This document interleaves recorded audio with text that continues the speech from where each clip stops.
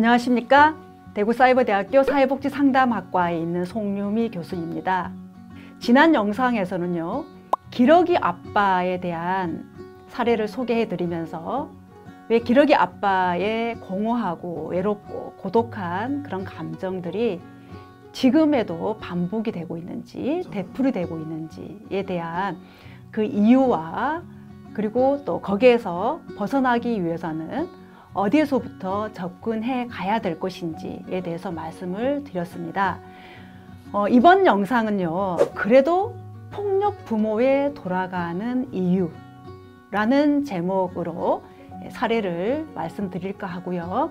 그 사례를 통해서 도덕적 방어라는 심리적인 기제를 배울 수 있는 시간을 가져볼까 합니다. 자, 사례가 실제로 저한테 말씀을 주셨던 것을 그대로 제가 말씀을 드리면은요, 오빠와 저는 너무 무서워서 밤마다 문을 잠갔어요. 그날 밤도 아버지는 잔뜩 술에 취해 문을 세게 두드렸지요. 계속 말이에요. 이불을 뒤집어 쓰면서 귀를 막고 숨을 죽였어요. 아버지는 문을 부수고 들어왔어요. 술로 비틀거리는 틈을 타서 도망쳤어요. 하지만 붙들렸어요. 아버지는 우리를 구석에 처박아 놓고 발길질을 하기 시작했어요. 정말로 우리를 죽일 것만 같았어요. 이 사례는요, 미영 씨의 사례입니다. 물론 미영이라는 이름은 가명이죠. 자, 이 미영 씨는 30대 초반에 있습니다. 이 미영 씨가 어렸을 때 당한 폭력 현장의 분위기를 그대로 저한테 말씀해 주셨습니다. 근데 그런 분위기는 계속해서 이어졌다라고 이야기를 합니다. 결혼 전까지는. 아버지가 언제 갑자기 폭발할지 모르는 그 공포를 지금도 정말 떠올리자면 너무 무서울 정도였다라고 이야기를 합니다. 그리고 늘 수시로 피하려고 노력했고, 또 그럴 때마다 아버지는 더더욱더 격분을 했고요. 그래서 본인이 안전하게 숨 쉴 곳은 전혀 없었고, 자신의 도피처도 보호처도 어느 곳에서도 없었다라고 이야기를 하고 있습니다. 탈출하고 싶었지만 탈출하는 것도 불가능했고, 또 도와줄 사람도 없었다라고 이야기를 합니다. 자, 그러면 우리가 생각을 해봐야 될 부분이 있는데요. 바로 이 폭력 가정의 사례를 접하면서 보통 두 개의 의문이 생길 수가 있습니다. 첫 번째는요, 어쩔 수 없는 상황이었다라고 하지만 폭력 피해자의 자식들은 왜 그 부모에게 매달리는 것일까요? 끝까지 도망치지 못하고 다시 또 그 부모에게 되돌아가느냐라는 거죠. 또 하나는 부모들은 왜 그렇게 가장 사랑한다라고 하는 그 자식들에게 폭력을 가하는 것일까요? 뭔가 역설적이고 모순적이죠. 자, 그럼 그 이유를 한번 찾아봐 드리도록 하겠습니다. 첫 번째 이유부터 살펴볼까요? 미영 씨와 같은 아이들은요, 부모의 지지와 격려에 대한 기억을 거의 가지고 있지 않습니다. 그렇기 때문에 이 아이들이 폭력을 가하는 그 부모들과 분리되어야 할 때 스스로를 지지하는 어떠한 자양분을 가지고 있지 않습니다. 그래서 폭력 부모에게 다시 전적으로 매달리는 그런 현상으로 나타나게 되는 것이죠. 이 대상관계 이론가 중에서 페어 배언이라는 사람이 있습니다. 이 페어 배언은요, 나쁜 대상에 대한 끈질긴 집착이다 라고 명명했습니다.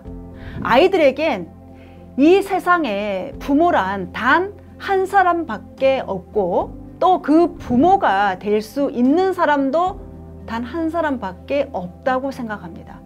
그래서 그들은 박탈당할수록 더욱더 그 부모에게 매달리게 된다라는 거죠.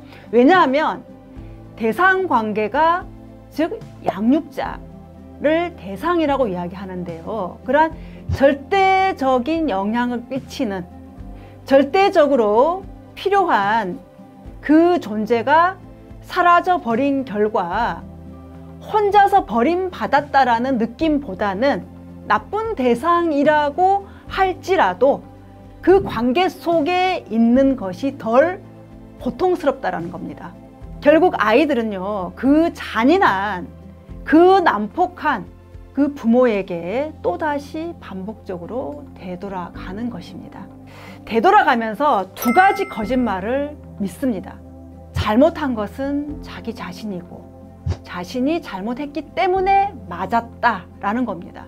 전문 용어로 나쁜 대상에 대한 도덕적 방어라고 합니다. 도덕적 방어. 이러한 상처는요, 어린 시절에 매를 맞으며 자란 성인들의 가슴 속에 변하지 않고 영원히 남아 있습니다. 이 낮은 자존감은 곧 자기 혐오로 발전하게 됩니다. 온전하지 못한 대인관계로 인한 자긍심 상실, 무력한 느낌, 몸과 마음을 마비시키는 공포감, 이유가 불분명한 분노 등을 발생시키면서 삶을 망가뜨립니다. 부모의 폭력을 피해서 보호시설에서 안전하게 보호받고 있는 아동들 대부분이 그 부모에게 되돌아가기를 희망하는 것을 보면 더더욱더 분명해집니다. 두 번째 의문은요, 아버지는 사랑한다라고 아낀다라고 하는 그 자식에게 왜 폭력을 가했을까요? 뭐 아버지뿐이겠습니까? 엄마는 그토록 아끼고 사랑하는 자식이라고 하면서 왜 폭력을 가할까요? 미영 씨 아버지의 과거를 추적해 보면 그 아버지도 미영 씨 할아버지의 잦은 폭력에 끝없는 불안과 긴장 그리고 고통에 연속되는 그러한 경험을 했을 가능성이 매우 높습니다. 그래서 그 미영 씨의 아버지의 아버지로부터 받았던, 겪었던, 경험했던 것을 지금 미영 씨에게도 대물림하고 있다라는 거죠.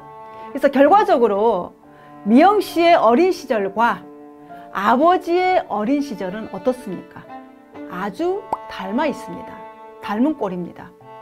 그래서 폭력의 악순환 또는 폭력의 대물림이라는 말을 하게 되는 겁니다.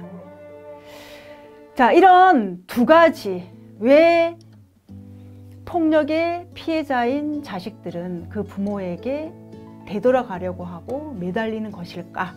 그리고 왜 그렇게 그토록 사랑한다라고 하면서 그 자식들에게 폭력을 가하는 것일까? 그런 이유를 간단하게 살펴봤고, 어떻게 하면 또 해결할 수 있는 그런 어떤 방법이 될 수 있을까? 자, 미영 씨는요, 결혼 후에 아버지의 신체적 학대로부터 탈출했지만, 결혼과 동시에 탈출했지만, 좀 자기 자신을 비하하는 그러한 감정적인 학대는 계속되고 있었습니다. 물리적으로는 분리가 되었지만, 이 정서적으로 아버지로부터 받았던, 또 그 과정 속에서 새롭게 미영 씨가 겪었던 그러한 감정들은 계속되고 있었다라는 겁니다. 그래서 그녀는 스스로에 대한 폭력 가해자가 되고 있었다라는 거죠. 물리적으로는 아버지로부터 폭력을 당했지만 정서적으로는 남편도 때리지 않고 또 그 누구도 때리지 않지만은요, 감정적으로는 자기 자신에게 계속해서 학대하고 있었던 거죠. 그러나 이제 그 악순환은 끊어야 합니다. 매를 맞고 자란 아이들은요, 어른이 되어서는 절대로 그러지 않아야지라고 또 다짐하지만 자기 아이들을 똑같이 그 부모처럼 때릴 가능성이 매우 높습니다.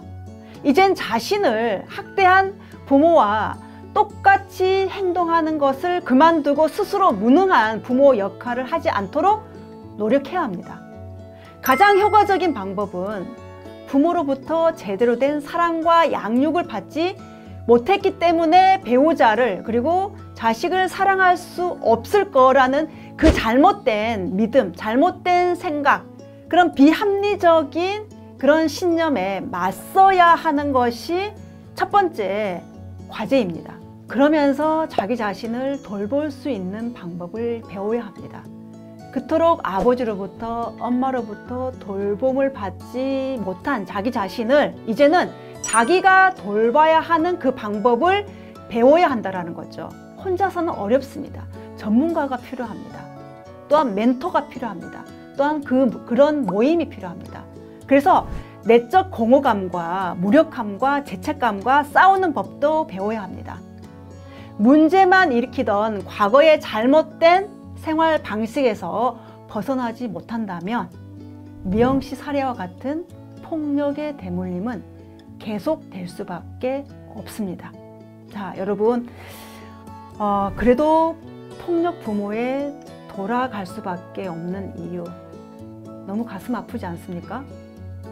이제는 폭력에 돌아가지 않고 또 그 폭력 부모로부터 받았던 감정, 그런 분위기에 돌아가지 않고 정말 그때 원했던, 그때 소망했던 그런 경험, 그런 분위기로 돌아가야 되지 않겠습니까? 자, 그러기 위한 해결적인 그런 방법들을 간단하게 제시해 드렸습니다. 자, 그런 경험들을 할 수 있는 적극적인 그런 자세들을 취해 주시기 바랍니다.